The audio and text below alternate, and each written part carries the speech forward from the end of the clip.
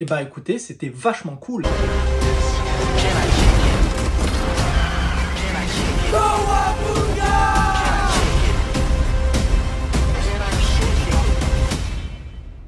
Hey, what's up tutu, j'espère que vous allez bien. On se retrouve aujourd'hui pour une toute nouvelle vidéo et surtout une toute nouvelle critique. Nous allons parler du film Ninja Turtle Teenage Year ou Teenage Mayenne, un truc comme ça, je sais plus le nom exact parce qu'il y avait deux versions du nom qui avaient été mises.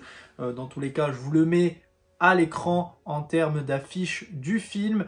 Et comme vous avez pu le voir, j'ai le petit t-shirt Pizza Hut, mais c'est une collaboration avec les Tortues Ninja. Je trouve le t-shirt plutôt sympathique et du coup j'ai été voir le film en avant-première au cinéma qui était diffusé en 3D et je vais vous donner mon avis sur le film qui a duré à peu près 1h39 et il y avait deux scènes post-génériques. D'ailleurs restez bien jusqu'à la fin pour voir ces deux scènes post-génériques que j'ai trouvé. La deuxième plutôt sympathique et à l'annonce du lourd pour la suite. Il y aura forcément une petite partie spoiler vers la fin de la vidéo pour justement parler de cette scène post-générique, mais avant toute chose, de quoi parle le film? Après des années passées loin du monde des humains, les frères Tortues entreprennent de gagner le cœur des New-Yorkais et d'être acceptés comme des adolescents normaux grâce à des actes héroïques. Leur nouvel ami, April O'Neil, les aide à s'attaquer à un mystérieux syndicat du crime, mais ils se retrouvent dépassés par les événements lorsqu'une armée de mutants se déploie contre eux. Alors, à commencer déjà par cette nouvelle renaissance, c'est vrai que la plupart du temps dans les films d'animation, c'est ce qu'on voit à l'heure actuelle, que ça soit avec le chapeauté, où on a vu cette patte graphique complètement différente qui ressemble énormément à du comics, de la bande dessinée ou autre, que j'aime beaucoup. Franchement, c'est quelque chose que j'adore vraiment. Depuis que j'ai vu, en fait, dans tous les cas, Spider-Man, que ce soit Across the Spider-Verse ou alors New Generation qui était sorti bien avant, c'est vrai qu'on commence à adopter cette patte graphique plutôt intéressante. Donc, comme vous pouvez voir avec l'affiche que je vous mets, où on va parler, bien évidemment, on va commencer par parler des Tortues Ninja, bien évidemment. Et donc, comme vous voyez, voilà, ces petits traits un peu dessinés que j'aime beaucoup. Voilà, ça rend super bien, sachant qu'en plus, j'ai vu le film en 3D, donc avec toute cette profondeur et tout, c'était super intéressant. Franchement, j'ai bien aimé. Et dans tous les cas, si vous avez forcément aimé Spider-Man ou alors Le Chapeauté et tout ce type de films qui ont pu sortir avec voilà, cette patte un petit peu comics, bande dessinée qui est vachement intéressante, et vous allez forcément apprécier ce nouveau format qui est ce film des Tortues Ninja. Donc on va commencer du coup par les personnages. Donc on retrouve bien évidemment notre équipe de Tortues Ninja qu'on aime tant, que ce soit Donatello, Michelangelo, Raphaël ou encore Leonardo, que j'aime plus que tout. C'est des personnages d'ailleurs que je suis extrêmement fan des Tortues Ninja, malgré le fait que j'avais un petit peu décroché. Bon, j'ai adoré que ce soit les deux films live action qui étaient sortis. Je sais que tout le monde n'a pas forcément apprécié ces films live action. Moi, pour le coup, je les avais plutôt bien appréciés. C'était pas non plus d'excellents films, mais j'en garde pas non plus un mauvais souvenir par rapport à ça. Et du coup, concernant les personnages, donc on retrouve encore une fois Raphaël en termes de brut, on le connaît comme il est. Vous allez retrouver ses traits de caractérisation dans ce film-là, que ça soit, je crois, Donatello. C'est vrai que j'ai du mal parfois avec les noms, mais je crois que Donatello, c'est le violet, qui lui est toujours du côté un peu geek, etc. Nous avons Michelangelo qui lui est un peu plus maladroit, très drôle, comme on l'aime. Et Leonardo qui a un petit peu cette air de, voilà, de vouloir un peu tout dominer, qui est un peu à la tête de ce groupe, mais c'était mon personnage préféré et que j'aime toujours autant. Il était encore une fois très très cool dans ce film. Nous avons aussi également les autres personnages, que ce soit Splinter, qu'on retrouve, qui est du coup interprété par Gérard Darmon dans le film, que j'ai reconnu directement. Alors c'est vrai que c'est peut-être le personnage qui m'a le moins attiré dans le film, pour une seule et bonne raison, que je le trouve déjà beaucoup trop vieux dans le film. C'est vrai que j'aurais préféré peut-être avoir un Splinter un petit peu plus jeune, donc comme je vous le mets à l'écran, c'est vrai qu'il fait un petit peu trop vieillot.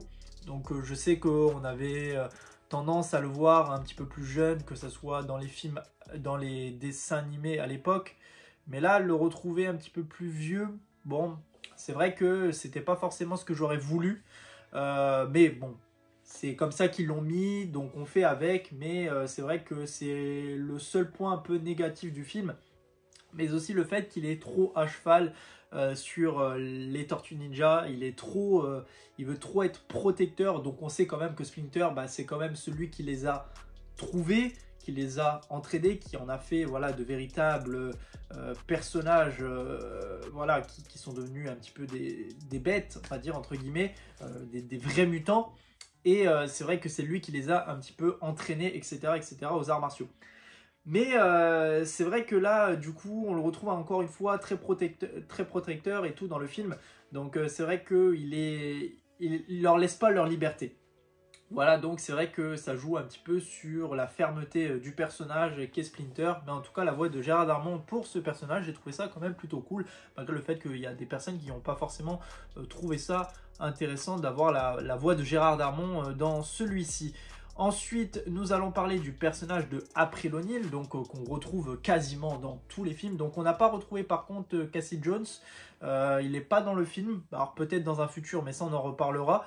Mais du coup, April O'Neil, qui est un personnage un petit peu plus différent, voilà. Bon, on savait qu'elle était du coup étudiante, qu'elle aime faire un peu du journalisme. Et c'est vrai que là, de retrouver voilà, ces Tortues Ninja, vous verrez l'approche qu'il y a dans le film, comment elle a été amenée. Bon, j'ai trouvé ça plutôt intéressant. Voilà, c'est pas non plus, on va dire, sur l'ensemble du film, pour parler un petit peu de l'histoire, c'est vrai qu'il y a vraiment ce côté un peu simpliste. On n'a pas forcément voulu en faire trop ni peu, et ça c'est cool. Voilà, ça reste une histoire simple avec une fin qui concorde bien, qui matche bien, mais voilà, ça reste un film qui est tout public, pour les enfants aussi également, donc on n'a pas forcément voulu pousser ça énormément, comme avec le personnage d'April qui, j'aurais préféré qu'il soit un petit peu plus développé, mais en soi, je pense que ça peut être quelque chose qui sera fait dans le prochain film, s'il y en a un, mais ça on en reparlera bien évidemment. Mais en tout cas, j'ai trouvé que le personnage de April O'Neil était plutôt intéressant. Voilà, ça engrange bien le bon compte autour des Tortues Ninja. Il y a une bonne approche entre les 5 personnages. Même aussi, vous allez voir aussi par la suite quand elle va vouloir approcher du coup Splinter qui lui n'a pas forcément envie de rencontrer des humains par le fait qu'il raconte cette fameuse histoire. Vous verrez comment il la raconte cette histoire sur l'apparition des tortues. Voilà.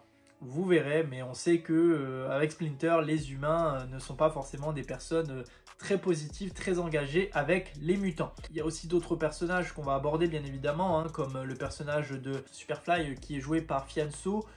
Donc il se la joue un petit peu rockstar, gangsta, un peu dans ce style-là, un petit peu rappeur et tout, on le sent, voilà.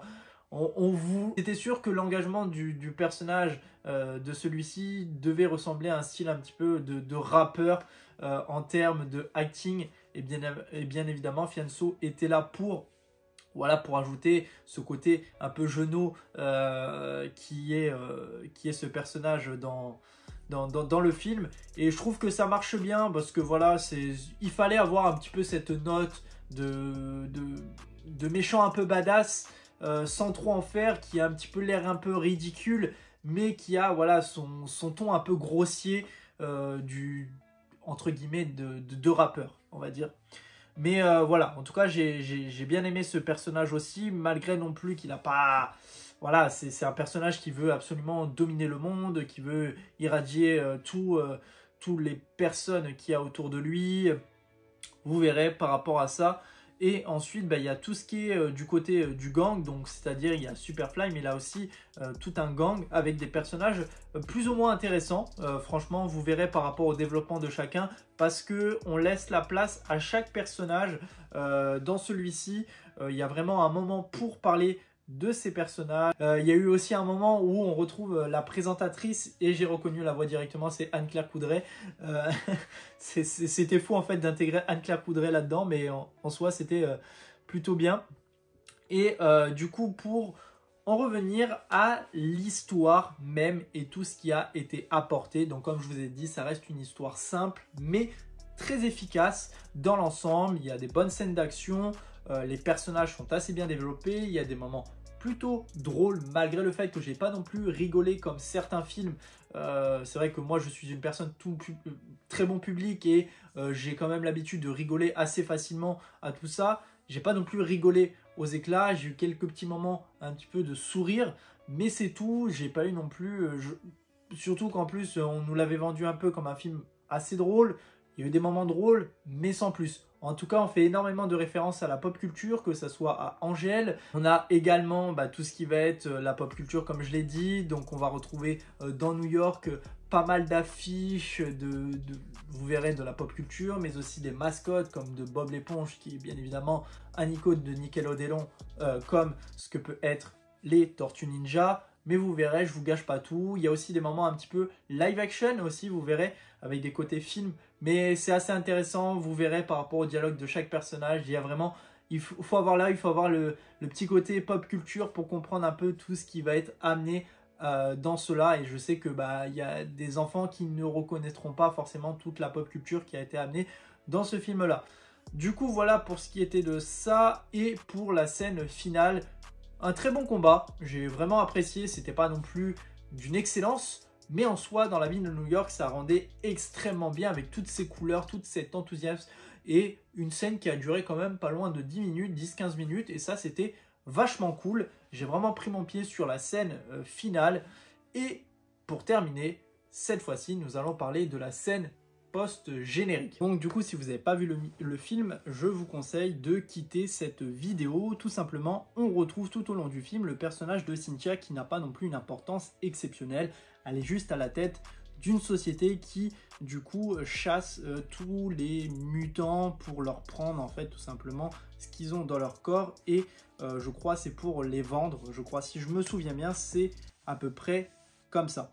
Donc ce personnage, on le retrouve tout au cours du film, mais pas important. Comme je l'ai dit, à la fin, New York est sauvé par les Tortues Ninja et du coup, sa mission était à mal parce qu'elle les avait tout simplement capturés pour leur prélever leur radiation qu'ils ont dans le corps. Ça a tout simplement échoué, ils ont sauvé le monde, etc. Elle, ça ne lui va pas car pour elle, la mission est totalement échouée. On voit les Tortues Ninja qui sont du coup célébrés, ils sont heureux, ils vivent leur vie paisiblement et normale, ils peuvent sortir des égouts et vivre auprès des humains et aller au lycée. On les voit dans le lycée, etc. Elle guette aux caméras de vidéosurveillance tout simplement et elle dit qu'il faut absolument les capturer, qu'elle les veut. Et elle a dit quoi de mieux qu'une personne très dangereuse, très horrible, qui peut faire n'importe quoi et qui est surpuissante. Et là, on voit tout simplement New York sous la pluie et on voit Shredder de dos. Et ça, c'est tellement cool. Ça m'a donné une scène tellement avec des frissons, comme vous pouvez le savoir. J'aime tellement ce genre de scène finale où on nous présente du coup le futur grand méchant. Bon, on sait que Shredder, c'est l'un des personnages qui est surpuissant dans les Tortues Ninja. Que j'aime énormément aussi, je le trouve badass avec son armure, etc.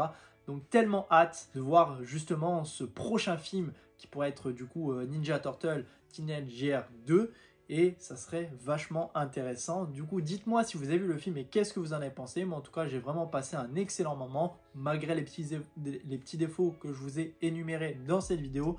J'ai passé un très bon moment sur les 1h40 de film. C'est un film que je prendrai bien évidemment en Blu-ray, ça c'est sûr et certain. N'hésitez pas en tout cas à me le faire savoir dans les commentaires, votre avis, à liker la vidéo, à la commenter, à la partager, surtout vous abonner. On se retrouve très prochainement pour une toute nouvelle vidéo. Allez, salut tout le monde, peace!